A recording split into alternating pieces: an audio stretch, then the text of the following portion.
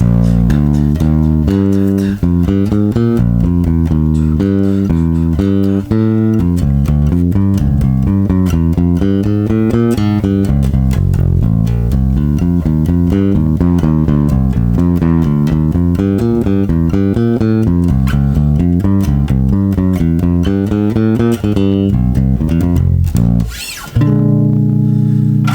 what's going on? Posido here. Today we're going to talk about walking bass line fundamentals. Being able to walk a bass line is super important for any bass player, whether you play jazz or not.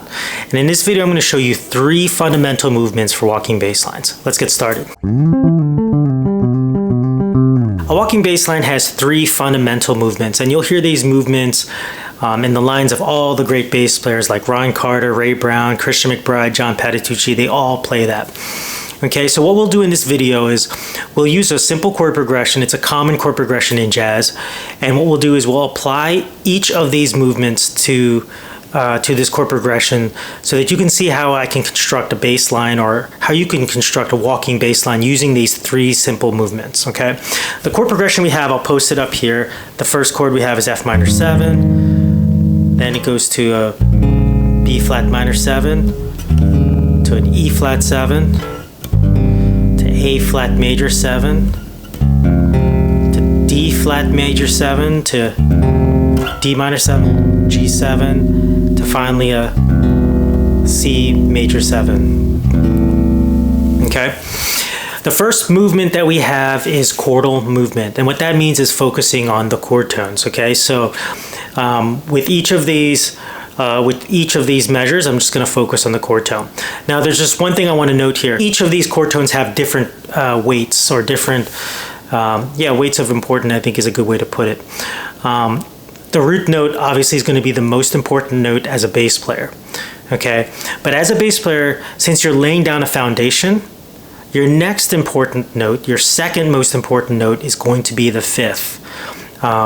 You could play the 3rd. There's nothing wrong about playing the 3rd. But you want to focus often, more so than not, often on the root and the 5th, and that's going to create a very strong fundamental sound for your root motion.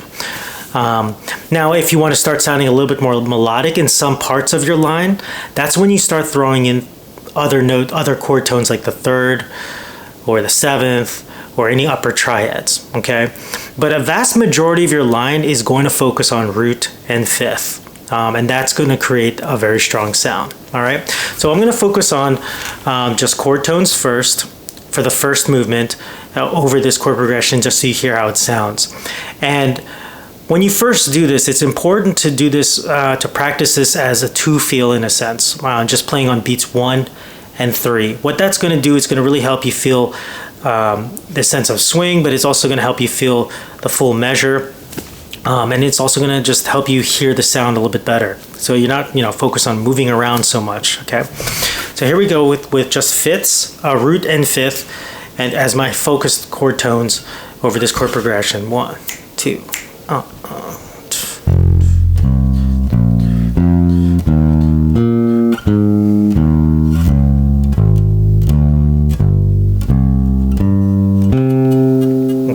For the most part, your root note's going to land on beat 1, and the 5th could actually be on any of those beats. Okay, so if I'm just doing like a 2 feel, I don't necessarily have to always do beats 1 and 3. I can do, 1 and then 3 and 4, so it could sound something like this.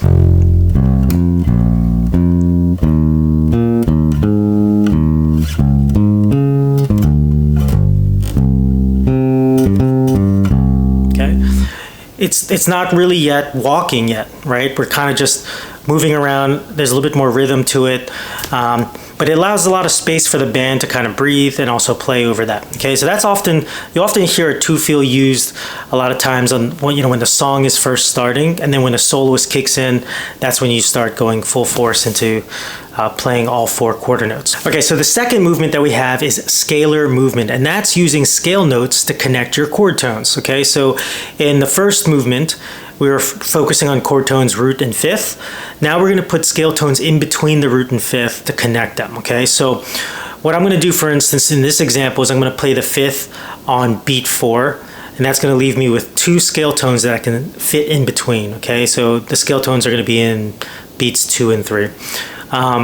Your fifth can actually be anywhere in the measure, but I like this shape. This is actually a common shape. It's 1, 2, 3, and 5. Okay, in this case for F minor 7, it's a minor third. Okay, but 1, 2, 3, 5 is a common shape. Okay, so I'm using scale tones 2 and 3 to connect my root and fifth. All right, and it sounds like this. Here we go. 1, 2, 1, 2, 3, 4.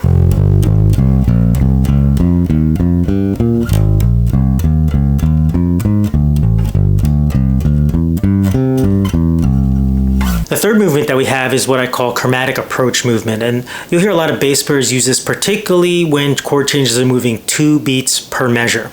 Okay, so when chord changes are moving quickly, you don't really have the time to play every chord tone or every scaled note to kind of sound out the chord. Okay, so you'll often just focus on the root note, and then you'll play a chromatic note that's either a half step above or below the next root note. Okay, so you're targeting the next root note and you're leading to it, or you're approaching it with a chromatic note.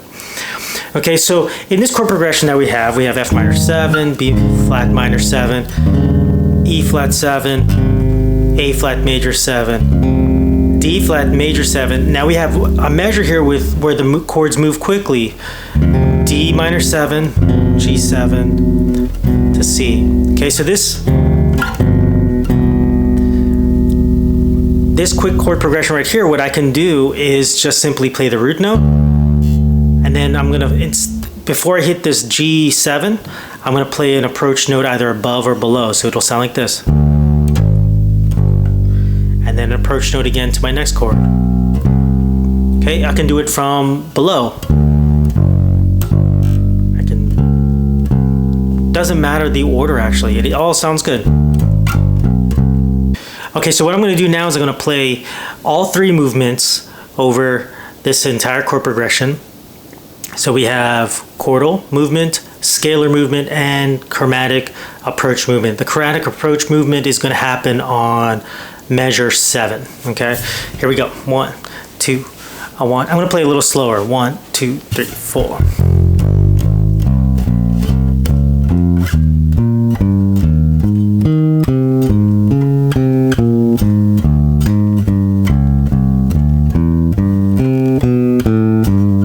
Okay, so that's how you walk a bass line. All right, I hope you learned something with today's lesson.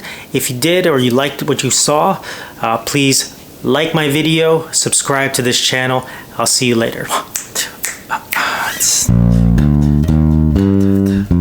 2,